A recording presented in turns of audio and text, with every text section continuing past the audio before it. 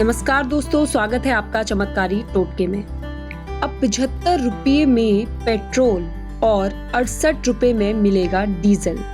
RBI के governor ने GST के दायरे में लाने की पैरवी की है। आइए जानते हैं विस्तार से पूरी खबर क्या है, लेकिन उससे पहले यदि चैनल पर नए हैं तो चैनल को सब्सक्राइब कीजिए, लाइक कीजिए, शेयर कीजिए और बेल आइकन को जरूर क्लिक कीजिएगा नए वीडियोस के नोटिफिकेशन के लिए। पेट्रोल डीजल के बढ़े हुए दामों पर सोमवार को संसद में हंगामा हुआ। वहीं रिजर्व बैंक ऑफ इंडिया के गवर्नर शक्तिकांत दास ने भी इस समस्या के हल के तौर पर पेट्रोल डीजल को गुड्स एंड सर्विसेज टैक्स यानी कि जीएसटी के दायरे में लाने की पैरवी की है। पेट्रोलियम प्रोडक्ट्स को जीएसटी में लाने की मांग नई नहीं है, पर कुछ राज्यों को इस पर आपत्ति है। उनके ही दबाव के वजह से ये जीएसटी से बाहर है। अगर पेट्रोल डीजल जीएसटी में आते हैं तो इसका आम लोगों को कितना फायदा होगा या केंद्र और सरकार को आखिर कितना नुकसान होगा? क्या सभी राज्यों को नुकसान होगा या कुछ राज्यों को फायदा भी होगा? ये ऐसे प्रश्न हैं जिनके जवाब बार बार जीएसटी के दायरे से पेट्रोलियम प्रोडक्ट्स को बाहर रख रहे हैं।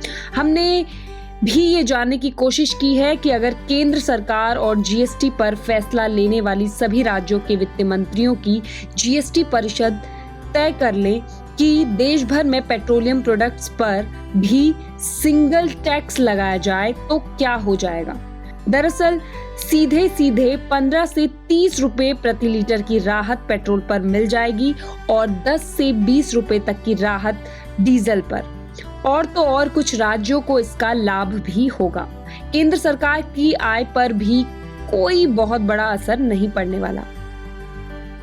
आइए समझते हैं कि ये कैसे हो सकता है।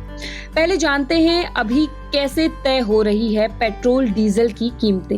इंडियन ऑयल के आंकड़े देखें तो पेट्रोल डीजल ज्यादा महंगा नहीं है। दिल्ली में पेट्रोल 33.54 रुपए और डीजल 35.22 रुपये प्रति लीटर है।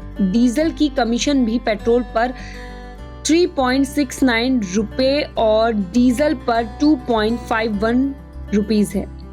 इस पर केंद्र और राज्यों की सरकार का टैक्स इतना ज्यादा है कि कीमत बढ़कर 100 के आंकड़े को छू रही है। दरअसल जितनी बेस प्राइस है उसके मुकाबले दोगुना टैक्स वसूला जा रहा है। इस समय पेट्रोल डीजल जीएसटी के दायरे में नहीं है। इस वजह से हर राज्य में अलग अलग टैक्स वसूला जा रहा है।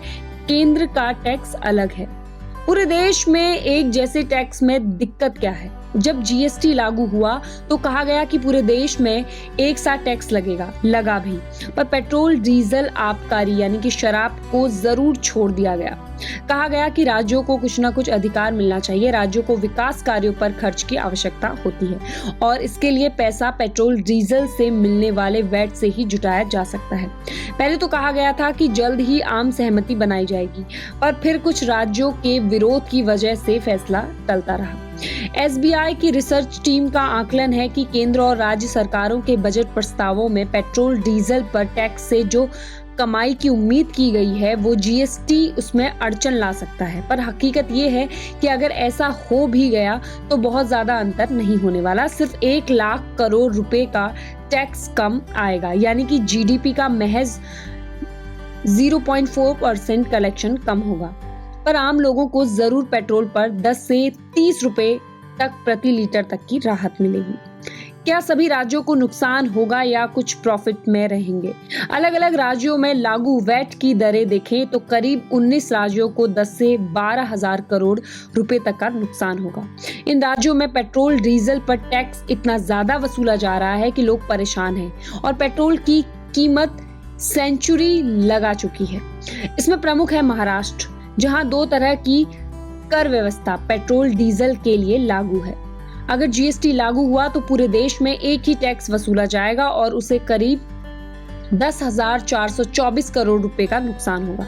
वहीं उत्तर प्रदेश, हरियाणा, गुजरात जैसे 11 राज्य ऐसे भी हैं जहां पेट्रोल डीजल पर वसूला जाने वाला टैक्स तुलनात्मक रूप से कम है।